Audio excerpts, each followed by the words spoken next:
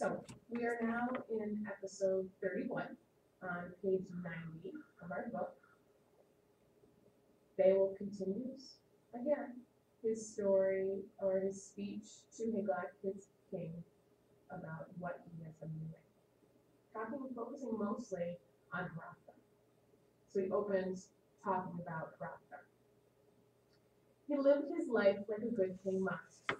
I lost nothing, none of the gifts my strength could have earned me. He opened his store of gems and armor, let me choose as I liked, so I could bring his riches to you, my ruler, and prove his friendship and my love. Your favor still governs my life. I have almost no family, Hygelac, almost no one now but you. Beowulf has been talking really nicely about Hrothgar, but he wants to assure Hygelac that he still is completely devoted to him, and he is a follower of Hygelac. He then says, which pulls at your heartstrings a little bit, I have no other family. And Hygelac, you are my uncle, and you are the only one in my family who I have now, who I love, and who can support me. Then Beowulf ordered them to bring in the boar-head banner, the towering helmet, the ancient silvery armor, and the gold-carved sword. This war gear was Hrothgar's reward, my gift from his wise old hands.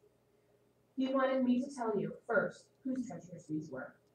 Hergar had owned them, his older brother, who was king of Denmark until death gave Hrothgar the throne. For Hergar kept them, would not give them to Hereward, his brave young son, though the boy had proved his loyalty. These are yours. May they serve you well. So, on your characteristics and conventions chart, we have a different form of cataloged genealogy. This is actually the genealogy of the weapons. Okay? So you should write down on your characteristics and conventions chart lines 2155 through 2162. That is the genealogy of the armor that Beowulf gives to Hygelac from Hrothgar. And after the gleaming armor, 4 horses were led in, 4 bays, swift and all alike. Beowulf had brought his king horses and treasure, as a man must, not weaving nets of malice for his comrades, preparing their death in the dark with secret cunning tricks. Hygelac trusted his nephew, leaned on his strength in war, each of them intent on the other's joy.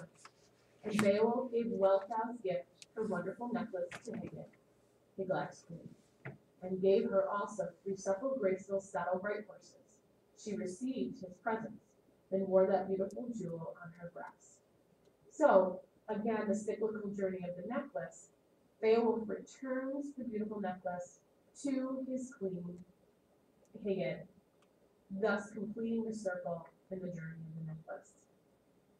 Beowulf has worked really hard. He's been a fantastic warrior.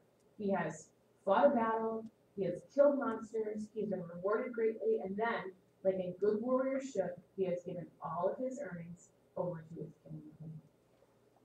So Edgethow's son proved himself, did as a famous soldier must do if glory is what he seeks, not killing his comrades in drunken rages, his heart not savage, but guarding God's gracious gift, his strength, using it only in war, and then using it bravely. And yet, as a boy, he was scorned. The Geats considered him worthless.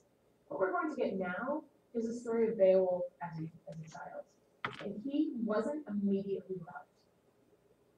When he sat in their mead hall and their lord was making men rich, he held no claim on the good king's will. They were sure he was lazy, noble but slow. The world spun round, he was a warrior more famous than any, and all the insults were wiped out. Then Hygelac, protector of his people, brought in his father, Beowulf's grandfather's great sword, worked in gold. None of the Geats could boast of a better weapon. He laid it in Beowulf's lap, then gave him 7,000 hides of land, houses and ground and all. Eton was home for both king and prince. Their fathers had left them buildings and fields, but Hygelac's inheritance stretched further. It was he who was king and was followed. So when Beowulf was a boy, he was very strong, but he didn't. Episode 31 continued. We were talking about before Beowulf as a young boy and how he was very strong, yes, but he didn't use that strength to go out and exhibit his manliness. So he was looked down upon because remember, this is a warrior culture. And the only way that men were seen as powerful was if they could go to war and they could battle people and they could be courageous. As a young boy, Beowulf didn't do that. And it wasn't until Hygelac gave him a gift that was Beowulf's grandfather's sword, gave him land, and also kind of backed him, did people see Beowulf as important. So what happens now in episode 31 is we jump ahead in time. We jump ahead actually 50 years. 50 years later, the narrator then tells us what is happening. Afterwards, in the time when Hygelac was dead, and Herdred, his son, who ruled the Geats after his father, had followed him into darkness, killed in battle with the Swedes, who smashed his shield, cut through the soldiers surrounding their king. Then, when Hygge's one son was gone, Beowulf ruled in Geatland. Took the throne he refused once, and held it long and well. Hygelac dies, his son then takes the throne, he is killed in battle, and then Beowulf becomes king of Geatland. There's information in there that says Beowulf was given the throne, or offered the throne one other time, but he refused it. We'll find out more about that later. He was old with years and wisdom, 50 winters a king, when a dragon awoke from its darkness in dreams and brought terror to his people. The beast had slept in a huge stone tower with a hidden path beneath. A man stumbled on the entrance, went in, discovered the ancient treasure, the pagan jewels and gold the dragon had been guarding, and dazzled and greedy, stole a gem-studded cup and fled. And now the dragon hid nothing, neither the pit nor itself. It swept through the darkness, and all Geatland knew its anger. So, episode 31 ends with the introduction of the dragon. We know that the dragon is awoken by a man. We later find out he was a slave of somebody's. And he's awoken because he goes and he steals his treasure. Okay?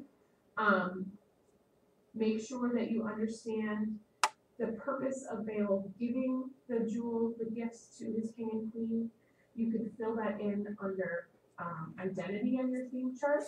Part of Beowulf's identity is being a warrior. Part of being a warrior is also to reward or to pay back your king and queen. You can also put that under wealth on your theme chart. It's important for Beowulf to have wealth, but it's also very important for him to share his wealth. Finally, in the last couple of lines of episode 31, there is reference to pagan jewels. The dragon is guarding treasure that once belonged to pagans. That you should put under religion, under theme, and your theme tracker.